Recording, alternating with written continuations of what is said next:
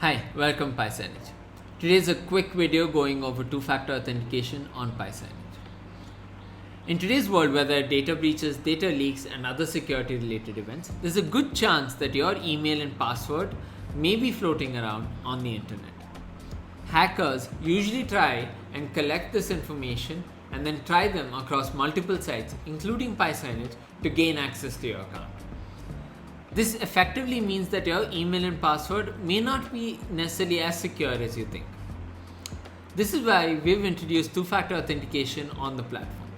Two-factor authentication requires you to either enter an OTP that's sent to your registered email address at the time of login, or to enter the 6-digit code on your Authenticator app at the time of login.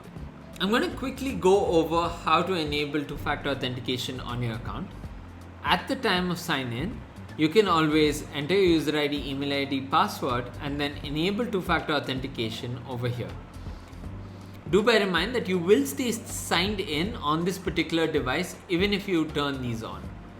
This is only for the time of login. Now, assuming you've already created an account on pisignage.com and not enabled two-factor authentication, you can enable the same by simply going to your profile, clicking on profile settings, entering your password.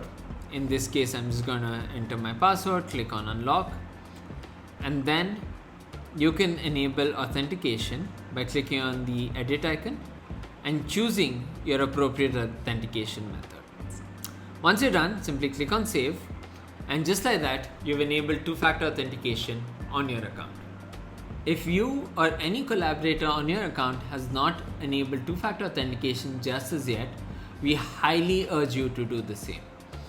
It helps secure your account and helps secure your displays.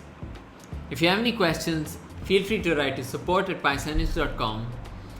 But until then, see you next time.